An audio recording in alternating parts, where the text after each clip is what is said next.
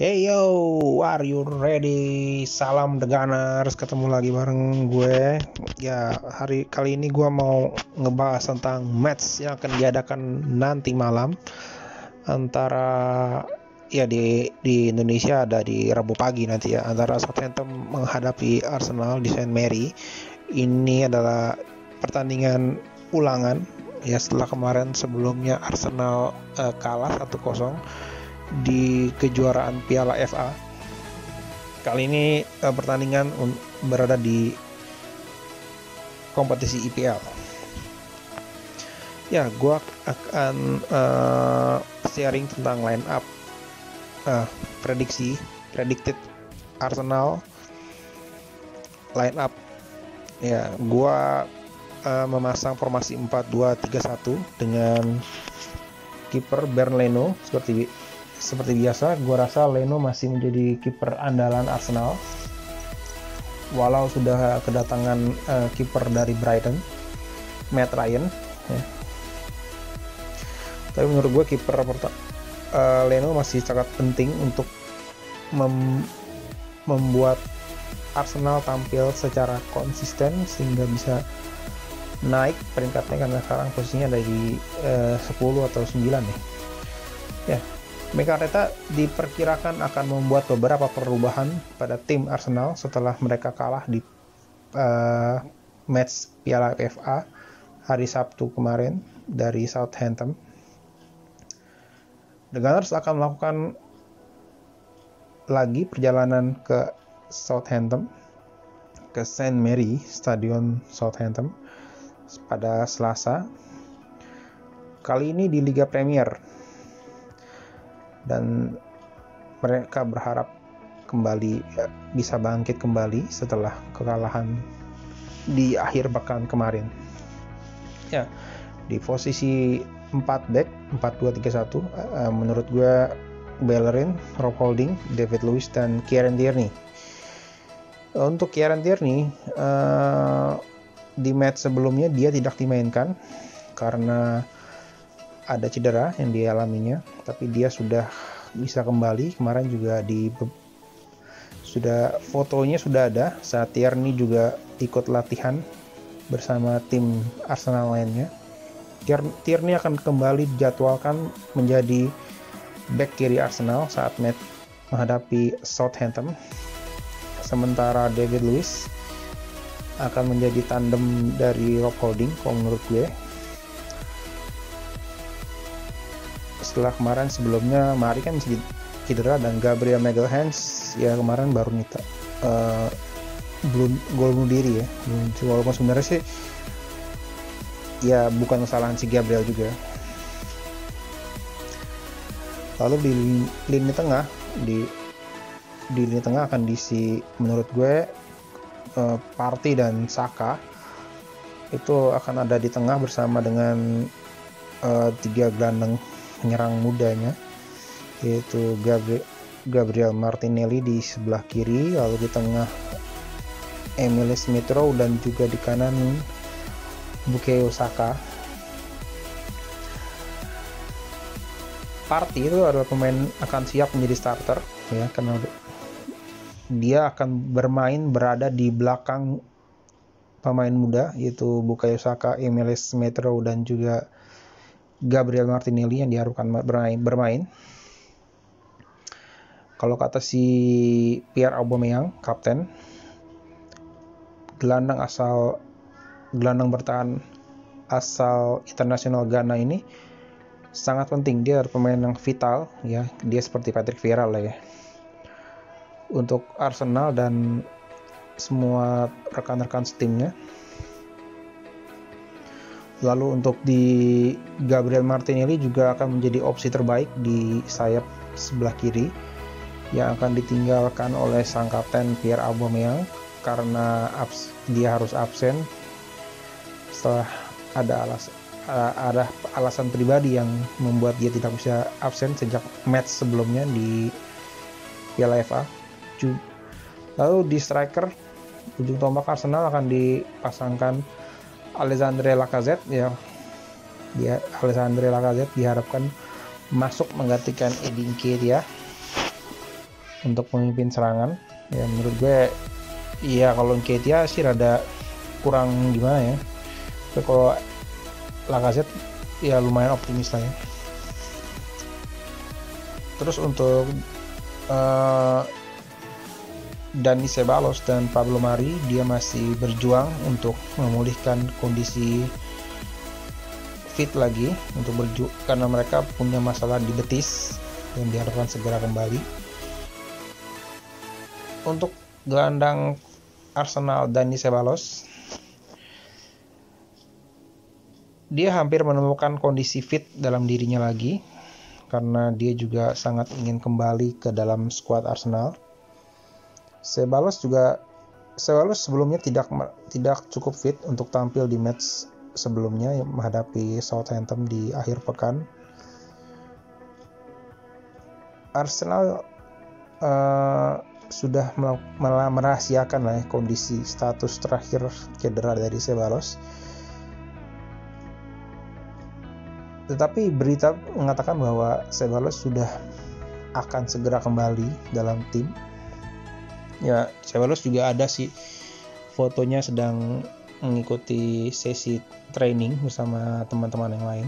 Dan gue rasa sih Ceballos juga akan ready untuk, sebenarnya mungkin di match ini dia mungkin akan ready, tapi jika memang harus dia bermain, rasanya sih cukup sayang ya, karena menurut gue Thomas Partey dan Granit Xhaka juga udah cukup bagus. Tapi kalau memang harus dimainin, mungkin dia akan dimainkan sebagai rotasi aja, sebagai rotasi. Jadi dia akan masuk di babak kedua atau ya intinya sebagai pemain mengganti untuk mempersiapkan si Ceballos di match berikutnya melawan MU.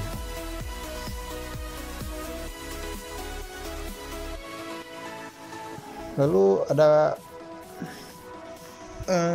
update yang lain di luar match menghadapi Southampton, yaitu Martin Odegaard katanya dia sudah menyelesaikan medical test dan dia sudah bertemu dengan rekan-rekan teman-teman barunya di tim Arsenal.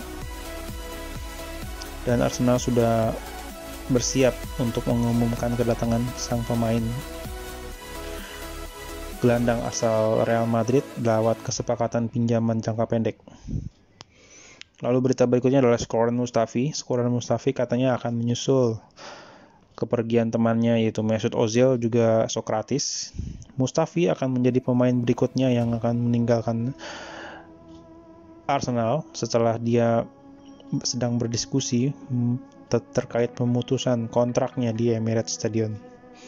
Pemain internasional asal Jerman terakhir kali tampil bersama Arsenal di Boxing Day, dan dia tetap dipantau oleh beberapa klub dari luar Inggris, yaitu dari Italia, yang tertarik dengan dia.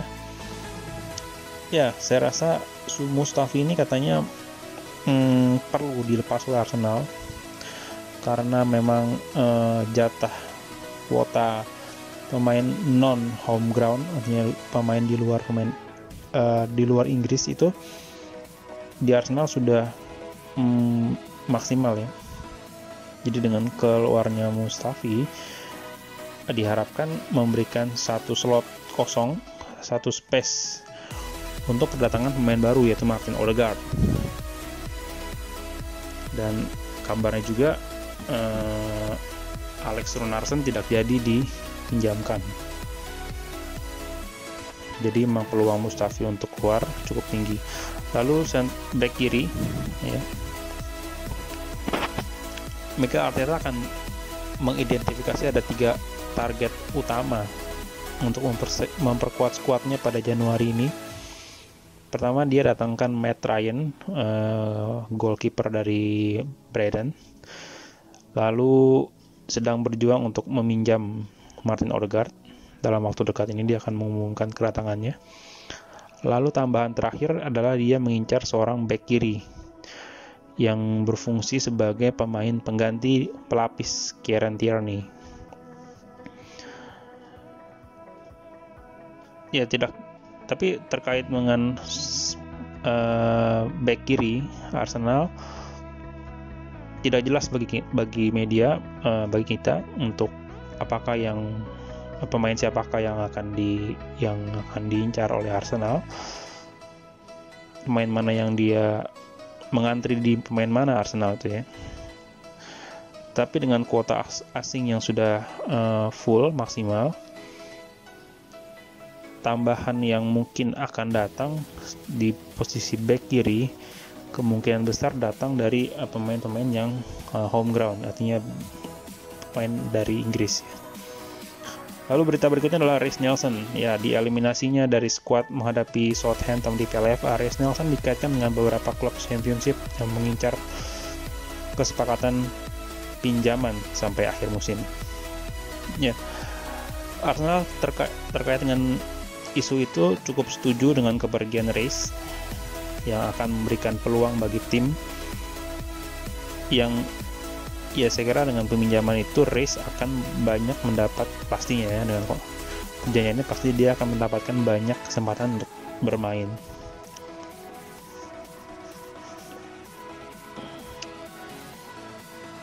Dan pinjaman itu juga bagus seperti kita lihat pada Emile Smith-Rowe yang memiliki keuntungan signifikan dari waktunya saat dia dipinjamkan ke klub Championship Huddersfield Town musim lalu. Nelson juga saat ini di Arsenal menjadi urutan paling bawah dia untuk mengisi posisi winger di bawah pemain seperti Bukayo Saka, Gabriel Martinelli, Nicolas Pepe, dan William.